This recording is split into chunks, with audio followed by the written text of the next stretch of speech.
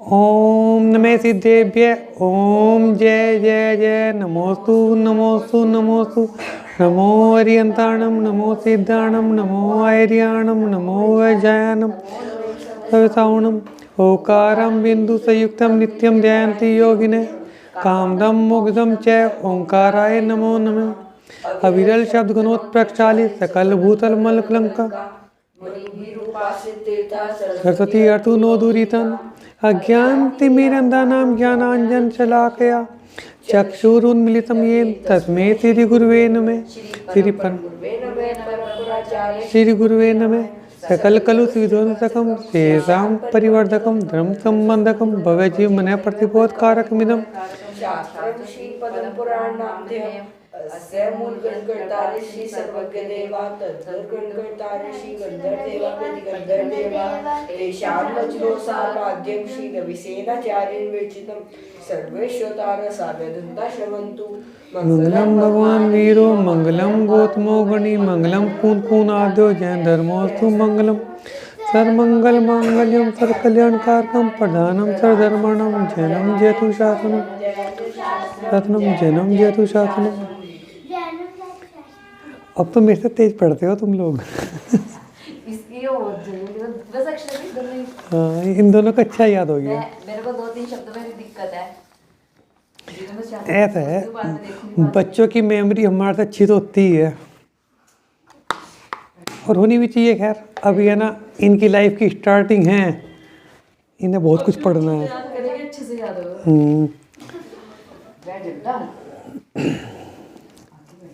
देखो लक्ष्मण जी को, लक्ष्मण जी सचेत हो गए थे, ठीक हो गए थे लक्ष्मण जी। और उन लोगों को तो ये सोचकर खुश हो रहे थे कि लक्ष्मण जी मृत्यु को प्राप्त हो जाएंगे, रामचंद्र जी उनके गम में परेशान रहेंगे और हम लगभग युद्ध जीत चुके हैं। लेकिन जब ये पता चल जाएगा कि लक्ष्मण जी तो ठीक हो गए हैं तो उनकी चिंता बढ़नी स्वाभाविक है।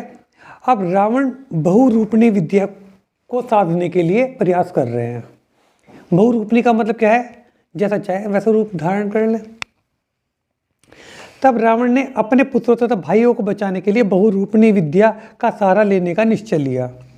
यह सोच सेवकों से कहा, श्री शांतिनाथ के मंदिर में सुंदर शोभा की जाए तथा सभी चैतालियों में विशेष पूजा की जाए। पूजा प्रभावना का सारा कार्य मंदोदरी को सौंप दिया। मंदोदरी कौन थी? पटरानी। पत्नी तो बहुत सारी थी लेकिन पटरानी। वह मुनि सुब्रतनाथ 20वें तीर्थंकर का समय था। उस समय भरत क्षेत्र में जगह जगह जिन मंदिर थे, फिर रावण अपनी 18,000 रानियों सहित पूजा अर्चना करने पर तत्पर हो गया।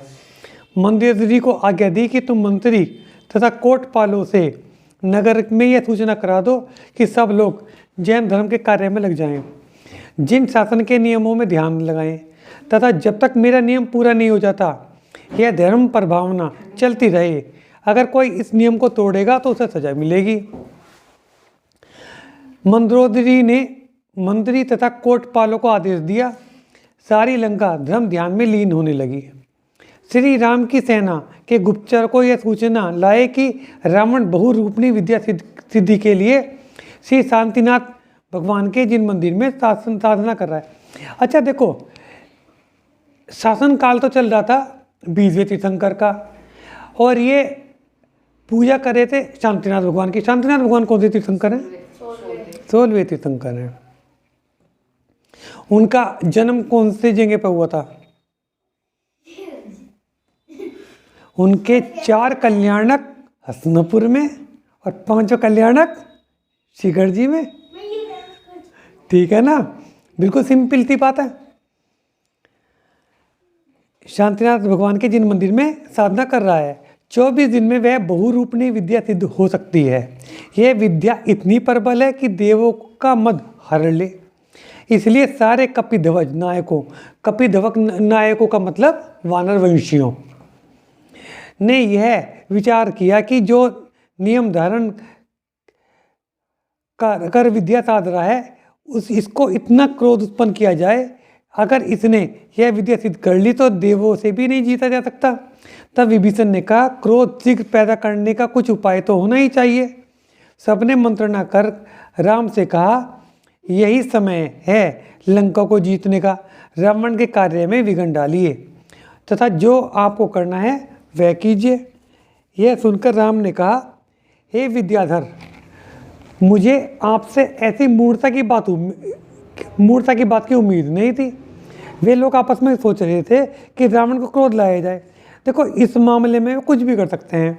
वे रावण की पत्नियों के साथ दुर्व्यवहार भी कर सकते हैं, मंदोदरी के साथ दुर्व्यवहार कर सकते हैं।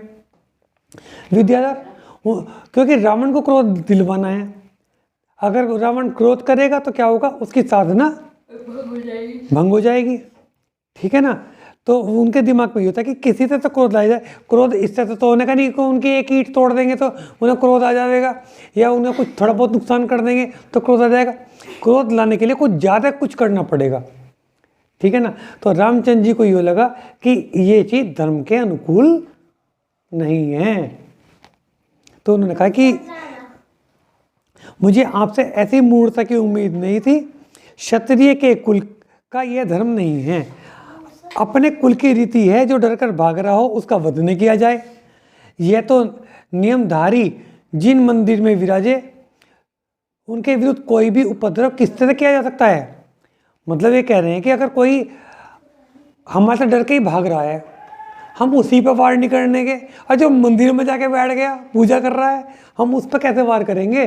रामचंद्र जी कह रहे हैं यह नीच कर्म है, कुलवंतों के योग्य नहीं है, यह अन्याय परवर्ती क्षत्रियों की नहीं है। तब यह सोचकर हमारा आराध्य श्री राम महाधर्मधारी हैं, उत्तम भाव के धारक हैं, इसलिए इनकी तो इस धर्म में अधर्म में रुचि नहीं होगी। लक्ष्मण की जानकारी में इन विद्याधरों ने अपने कुमार उपद्रव के लिए भेज दिए। बड़े बड़े योद्धा 8 दिन का नियम लेकर अपने अपने डेरों में विराज गए। विद्याधर कुमार अपने तरह तरह के वाहन लेकर अस्त्र धारण करके लंका में प्रवेश कर गए। किस लिए? हाँ, विभीषण कुमार और सुभूषण ने कपि कुमारों से कहा, विभीषण ने कहा कि बालक, स्त्री तथा वृद्ध से कुछ भी नहीं कहना। परंतु सब आश्चर्य में थे कि पूरे नगर में कोई शत्रुधारी नजर नहीं आया। क्यों नहीं आए? रावण ने आदेश दिया था सबके सब धर्म कार्य में लगेंगे। नहीं किसी को पकड़े जाने का दुख था, नहीं किसी को मरने का दुख था। फिर इन कुमारों ने नगर की शोभा बिगाड़नी शुरू कर दी, उपद्रव करना शुरू कर दिया। लंका के निवासी व्याकुल हो उठे। रावण के महल में शत्रु सेना के शब्द सुनकर भय व्याप्त हो गया। तब मंदोदरी के पिता राजा मय, जो विद्याधरों के दैत्य कहलाते थे, वे दैत्य कुल के थे, है ना, दैत्य कहलाते थे, युद्ध के लिए तैयार होकर राजद्वार पर पहुंच गए। तो मंदोदरी ने पिता से कहा, हे तात, इस समय लंकेश्वर मंदिर में विराज रहे हैं। उनकी आज्ञा ये है कि सब लोग संयमित रूप से ही रहना, कोई भी कसाई न करना, इसलिए कृपया आप इन पर कसाई न करें। ये दिन धर्म ध्यान के हैं, अतः आप भी धर्म की सेवा में करें लगें। कुछ भी अलग करेंगे तो स्वामी की आज्ञा भंग हो जाएगी तथा आपको भी शुभ फल नहीं मिलेगा। पुत्री मतलब राजा मय को भी मना कर दिया कि आप उन्हें दंड मत दो, उनसे लड़ो मत।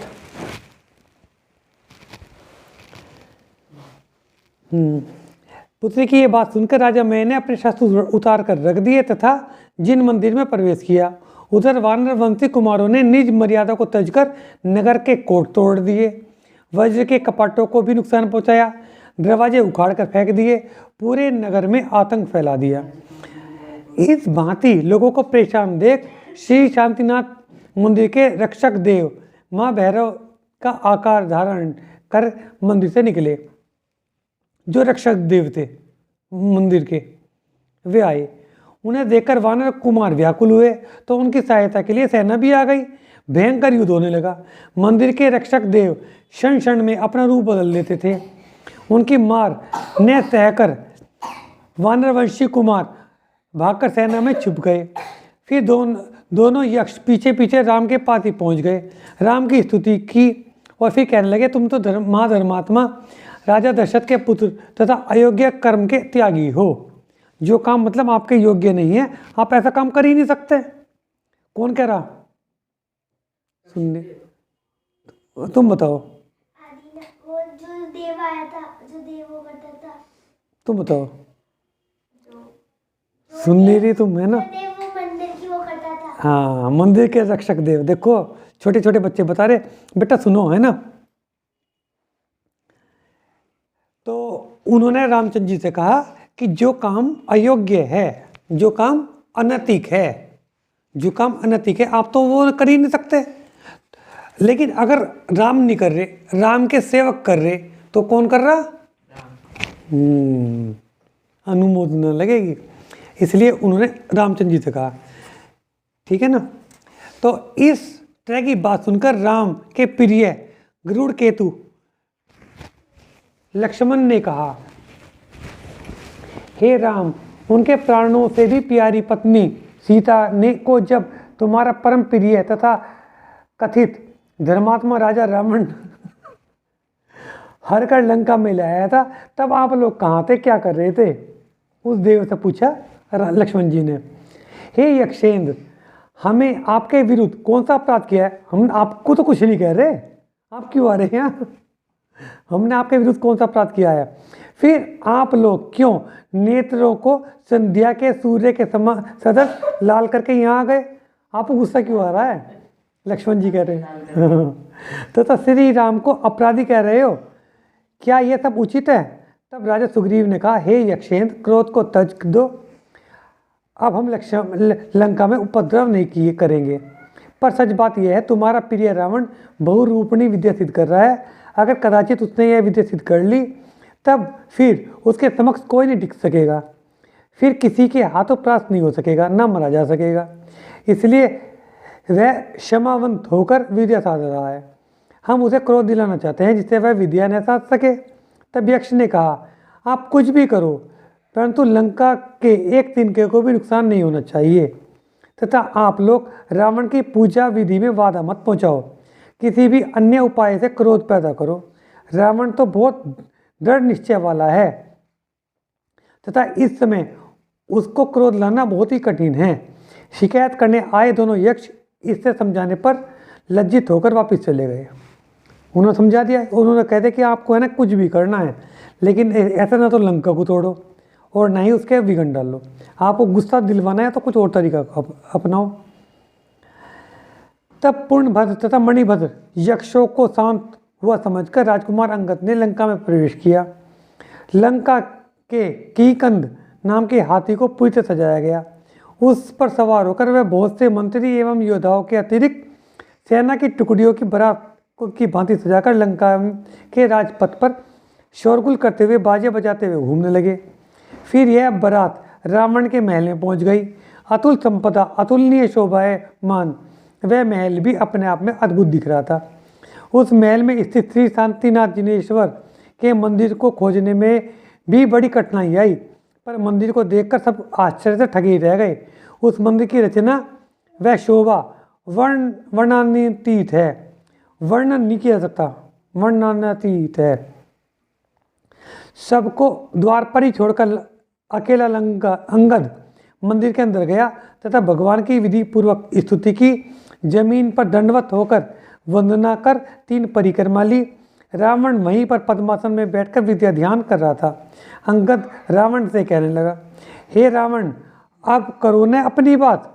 अब मैं तुम्हारा वह हाल करने वाला हूँ जैसा यम भी नहीं कर सकता। ये सब पाखंड क्यों कर रहे हो? भगवान के सम्मुख भी पाखंड करने से बाज नहीं आए। तुम जैसे पाप कर्मी पर धिक्कार है। यह सब शुभ क्रिया करने के तुम योग्य भी नहीं हो। ऐसा कहकर रावण का उत्तरीय उतार फेंका, कपड़े वपड़े फाड़ के फेंक दिए। वहाँ पर उपस्थित उसकी रानियों के सम्मुख उसे पीटने भी लगा रावण को। कटुतम वचन कहे।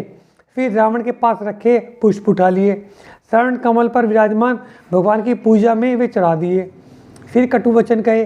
रावण के हाथ से इस पटक की माला छुड़ा ली, छीन ली, तोड़कर मणियों को बखेरने लगा। फिर मणियों की चुनकर माला बनाई, रावण के हाथ में पकड़ा दी, फिर उसे छुड़ा लिया, फिर माला बनाकर गले में डाल मस्तक पर घिसने लगा। फिर रावण के राजमहल में स्थित कमल के वन में ग्रीष्म से तपतायमान मदमस्त हाथी की भांति प्रवेश कर उसे उजाड़ने लगा। फिर निशंक होकर राजमहल में ऐसे उपद्रव करने लगा जैसे कोई चंचल घोड़ा या उपद्रवी बालक करता है। किसी के साथ कुछ तो किसी के साथ कुछ अर्थ अनर्थपूर्ण हंसी ठट्टा करता रहा। कौन कर रहा था इसको? अंगद अंगद। अंगद भी मोक्ष गए, हनुमान जी के पुत्र और बाली के, बाली कौन है? बाली के पुत्र। हाँ सुग्रीव के भतीजे मोक्ष गए ना। क्रोधित करता रहा।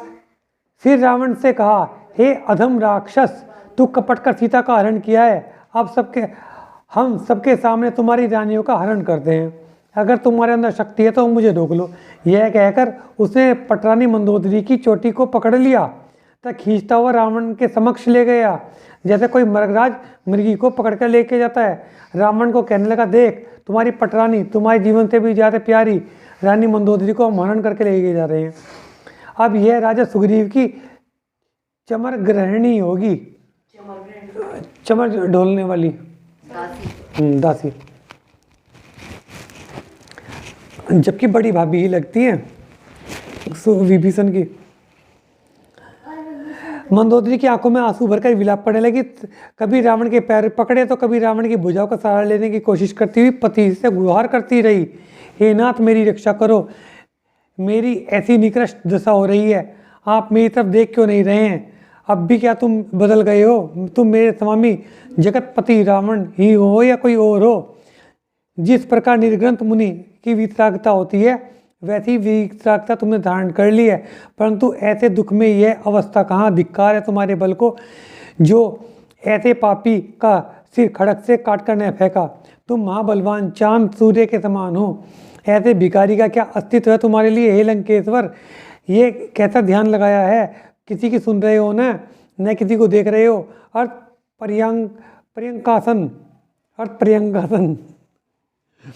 धर कर बैठ गए, अहंकार तज दिया। जैसे सुमेरु निश्चल है वैसे तुम स्थिर हो गए हो, सारी इंद्रियों को तज कर विद्या के आराधने में ऐसे बैठ गए हो जिस प्रकार किसी चित्रकारी ने भित्ति चित्र बनाया हो। मतलब जैसा दीवार पर चित्र बना दो ना, तो दीवार चित्र को तो कुछ नहीं होता, क्या कुछ भी करते रहो, ऐसे हो गए तुम तो।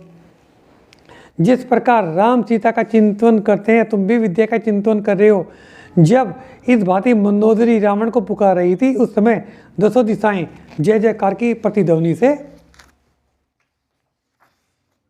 गुंजायमान हो उठी तथा बहुरूपिणी विद्या रावण के सम्मुख करबद्ध होकर खड़ी हो गई। अच्छा, इतना उत्पात कर रहे, इतना वो कर रहे और उसी भाव से मोक्ष गए हैं रावण नहीं। अच्छा, हाँ, उसी भाव से मोक्ष गए। हाँ, ऐसा तो हनुमान जी भी गए, उसी भाव से मोक्ष गए, क्योंकि इन लोगों ने तपस्या भी तो ऐसी करी। फिर अब तो एक बात बता, युधिष्ठिर भीम अर्जुन ने कितना बड़ा महाभारत का युद्ध करा। युधिष्ठिर भीम अर्जुन तीन तो मोक्ष चले गए, नकुल सहदेव भी इसलिए रह गए। नकुल सहदेव के मन में ये था कि भैया को कष्ट हो रहा होगा, अपने कष्ट का तो तब भी सोचा। और सर्वार्थ सिद्धि गए, सर्वार्थ सिद्धि में ये समझ के चलो कि सर्वार्थ सिद्धि भी बस मोक्ष ही चले गए। जो सर्वार्थ सिद्धि से आते हैं ना वे चक्रवर्ती ऐसे ऐसे पद लेके आते हैं साथ में और मोक्ष जाते हैं। ये शांतिनाथ जी, कुंतनाथ जी, अरुणाथ जी ये भी सर्वार्थ सिद्धि से आए, ठीक है ना। और भरत जी, बाहुबली भगवान और ये आदिनाथ सर्वार्थ सिद्धि से तो आए, तभी तो इतने पदों के धारी रहे हैं। भाई एक बात बताओ, बाहुबली भगवान चक्रवर्ती के भाई, तीर्थंकर के बेटे, और जो ये नाभिराय के पास क्या पद था भूल गया मैं, कुलकर, हाँ, अंतिम कुलकर के पोते। कितने कितने पदों के धारी हैं, ऐसे ही कोई होते हैं, मोक्ष तो बहुत जाते हैं। मतलब ऐसा तो नहीं हर कोई मोक्ष चला जाएगा, लेकिन मोक्ष जाने वालों की संख्या बहुत ज़्यादा है। लेकिन सबके पास ये पद भी हो, सबके पास तो ये पद नहीं होते, ठीक है ना। सर्वार्थ सिद्धि से जो आते हैं वो अनेक पदों के धारी होंगे। अनेक पद नहीं, मतलब बड़े बड़े पद के धारी, बड़े बड़े पद के धारी तो होंगे ही। अब ये देखो शांतिनाथ, कुंतनाथ, अरनाथ भगवान है, 3-3 पद के धारी थे।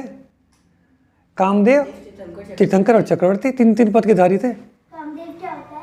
बेटा जो सबसे ज्यादा सुंदर होता है कामदेव के, शांतिनाथ भगवान, शांतिनाथ, कुंतनाथ, अरनाथ भगवान, जो लगातार तीनों हैं। अगर उसी भाव में चक्रवर्ती रहे और फिर चक्रवर्ती के बाद फिर तीर्थंकर बने हैं। नहीं, तीर्थंकर मतलब यहाँ हमारे भरत क्षेत्र में तो तीर्थंकर का पद, तीर्थंकर की है ना नामकरण लेके ही आते हैं। हमारे यहाँ 3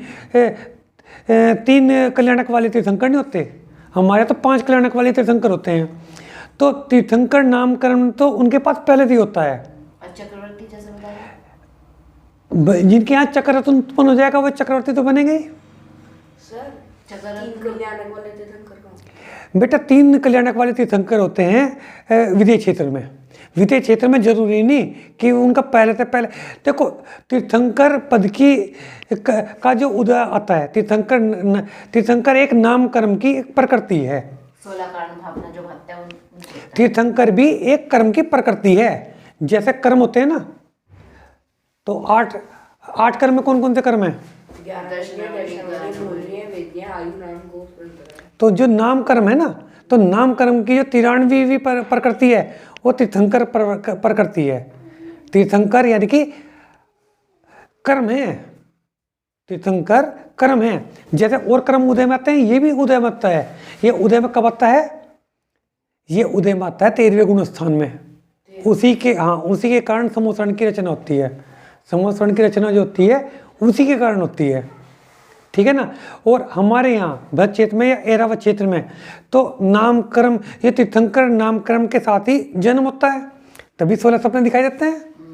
16 सपने तभी तो दिखाई देंगे, तीर्थंकर की माई तो देखते हैं 16 सपने, ठीक है ना। लेकिन विदेह क्षेत्र में ऐसा नहीं है। तीर्थंकर है ना बाद में भी उदय में आ जाता है। गर्भ नहीं हुआ, मतलब गर्भ तो होएगा ही, गर्भ कल्याणक नहीं हुआ। तीर्थंकर के रूप में गर्भ नहीं मानना नहीं, मतलब ना तो ऐरावत हाथी पे इंद्र आया, ना ही है ना पांडुक शिला पे अभिषेक हुआ। जन्म के बाद भी नहीं हुआ ऐसा। जिनका है ना क्या नाम गर्भ में नहीं होने का, उनका जन्म में भी नहीं होने का, ऐसा तो होने का। ज्ञान और निर्वाण होगा तीर्थंकर का उनका। अच्छा, और फिर है ना क्या नाम, नहीं ऐसा भी हो सकता है कि तप हो जाए, तब भी हो सकता है। 3 कल्याणक वाले भी हो सकते हैं, या तो 3 कल्याणक वाले होंगे या 5 कल्याणक वाले होंगे या होंगे 2 कल्याणक वाले। 2 वाले भी हो सकते हैं, 3 वाले भी हो सकते हैं, 5 वाले हो सकते हैं। ज्ञान निर्वाण एक वाले 4 वाले नहीं हो सकते, 1 वाले 4 वाले नहीं हो सकते। इस बारे में तुम्हारे से बाद में बात करूंगा, मैं डिटेल में बात करेंगे। चक्रवर्ती पूछ रही थी मैं, तो वो चक्रवर्ती कैसे है? देखो, तीर्थंकर का उन्होंने क्योंकि वो बंद कर लिया, हाँ, तो वो उसमें आ गया। नहीं चक्रवर्ती का भी पहले से तय है कि है ना क्या नाम तुम्हें चक्रवर्ती पद मिलना है, ठीक है ना। इतने तुम्हारे इसमें 6 खंड के स्वामी, इतना पुण्य है कि चक्रवर्ती बनेंगे। उसके अंदर के अंतर्गत क्या होगा, जब ऐसा ही स्थिति आ जाएगी चक्रवर्ती बनना है तो चक्ररत्न उत्पन्न होगा। जब चक्ररत्न उत्पन्न होगा तो चक्ररत्न की बहुत देव रक्षा करने वाले होते हैं, और वो अजय होता है, वो उसे कोई नहीं हरा सकता। उसके पीछे पीछे इनकी सेना चलती है, और इसकी रक्षा करने वाले बहुत सारे देव होते हैं। वो उनके पास बहुत विद्याएं होती हैं। ये देखो कि ये चक्रवर्ती की सेना बहुत विशाल होती है। उसे ठहरने की जगह चाहिए, उसे रहने की जगह चाहिए, उसे भोजन की जगह चाहिए। इन सब की व्यवस्था कैसे होती है? ये सारी की सारी निधियां चक्रवर्ती को मिलती हैं। ये निधियां भी मिलती है चक्रवर्ती को कि उसे, अच्छा एक बात देखो, हम अपने पूरे घर की देखभाल नहीं कर सकते, वो 6 खंड की देखभाल कर रहा है। कैसा कर रहा है? तुम्हें एक बात बताओ, तुम के कितने जोड़ लगा लो, तुम्हें अमेरिका में क्या हो रहा है कैसे पता चलेगा? उस टाइम पर तो है ना कोई ऐसे चैनल भी नहीं थे, बराबर के शहर गए नहीं पता चलता बोलता, ऐसे चैनल भी नहीं थे कि यहाँ कभी आज तक बता रहा, कभी ABP न्यूज बता रही थे, ऐसे ना मोबाइल थे ऐसे तो। और बड़े बड़े पहाड़ों को पार करके भी तो हैं, बड़े बड़े पहाड़। तुम एक बात देखो, ये जो तुम्हारा ये है कौन सा, जो भरत क्षेत्र नहीं 2 हिस्सों में बांटता है, क्या बोलते थे इसे? विजयार्थ पर्वत। नाम दिमाग से निकल जाए। विजयार्थ पर्वत है, ठीक है ना, बहुत बड़ा पर्वत है वो। इसके पीछे क्या हो रहा है कैसे पता चलेगा? अच्छा, बीच बीच में ये नदियाँ छोटी छोटी ऐसे पाँव धोई नदी जाती कोई है ये तो बहुत बड़े बड़े समुंदर हैं। पाँव धोए मतलब? बता दूंगा। हाँ, मतलब जैसे शहर में छोटी छोटी नदियाँ नहीं है ये कहने को तो नदियाँ हैं। अब तुम एक बार बताओ, इन्होंने तुम्हारे हिंद महासागर को नहीं लिया, हिंद महासागर क्या होता है? इंडियन ओशियन को नहीं लिया इन्होंने, लिया इंडियन ओशियन को, अटलांटिक ओशियन को लिया कहीं? पैसिफिक। जो नदियाँ ली हैं ये समुद्र से बड़ी नदियाँ हैं। उस नदी के पीछे क्या हो रहा है कैसे पता चलेगा? बेटा ये भी सब निधियाँ इनको मिलती हैं, 9 निधियाँ मिलती हैं जानने की। हाँ, नहीं कोई है ना राज्य की देखभाल कर रहा है, अच्छा वे नो। हाँ कोई राज्य की देखभाल कर रहा है, कोई किसी चीज़ की देखभाल कर रहा है, कोई सुरक्षा को देख रहा है, इस तरह निधियाँ हैं। नहीं तो चक्रवर्ती कहाँ तक सोचता रहेगा? चक्रवर्ती कुल मिला के तो चक्रवर्ती सुख लेने के लिए आया है, टेंशन लेने के लिए कोई आया है? अब पता चला 9 दीदियाँ उसके साथ भी तो है। किसके साथ? चक्रवर्ती के साथ हाँ, 9 दीदी हाँ। है, वो कर रही उसकी हेल्प, वरना ठीक है ना। 14वें गुण स्थान में कौन कौन होता है? 14वें गुण स्थान में, 14वें गुण स्थान बेटा आज यहीं तक रख लूँ फिर? हाँ ऐसे ही। चलो ठीक है, आज तुम्हारे साथ बातचीत करते हैं ना। ये सेंटेंस पूरा कर लूँ है ना। तो वो प्रकट हो गई बहुरूपिणी विद्या। प्रकट हो गई विद्या। हाँ बताया तो था कि बहुरूपिणी विद्या पर प्रकट हो गई, तो बीच में से ध्यान इधर उधर चला गया होगा। बहुरूप, ठीक है ना। और उसने लो चलो थोड़ा सा बोलता हूँ मैं, दोबारा से बोल देता हूँ ना। गुंजायमान हो, वहाँ से आना रत्नों की वर्षा हो गई, और 10 दिशाएं गुंजायमान हो गई, और बहुरूपिणी विद्या रावण के सम्मुख करबद्ध होकर, करबद्ध का मतलब हाथ जोड़कर खड़ी हो गई और बोलने लगी, हे देव, मैं आपकी आज्ञा का पालन करने वाली विद्या आपको सिद्ध हो गई हूँ, मुझे आदेश दो। एक अचकरी को छोड़कर जो भी तुम्हारी आज्ञा का अवहेलना करता है मैं तुरंत ही उसे वश में कर लूँगी। चकरी और अचकरी को नहीं कर सकती, बस बाकी सबको वश में कर लूँगी। अब इस लोक में तुम्हारी सेविका आज्ञाकारिणी हूँ, मेरे लिए क्या आज्ञा है? विद्या से यह शब्द सुनकर रावण ध्यान से उठा, योग पूर्ण कर ज्योति का धारक श्री शांतिनाथ भगवान की प्रफुल्लित मन से परिक्रमा करने लगा। यह देख अंगद ने तुरंत ही अपने सहायकों सहित आकाश मार्ग से राम के पास जाने में ही अपनी कुशलता समझी। अंगद जी भाग लिए वहाँ से। अच्छा देखो सुनो मेरी बात। भाई वो लोग नए थे, उनका तप और वो तप हो गया पूरा, अब उनका क्या काम? नहीं अंगद है ना, कोई चक्री अचक्री भी तो नहीं है।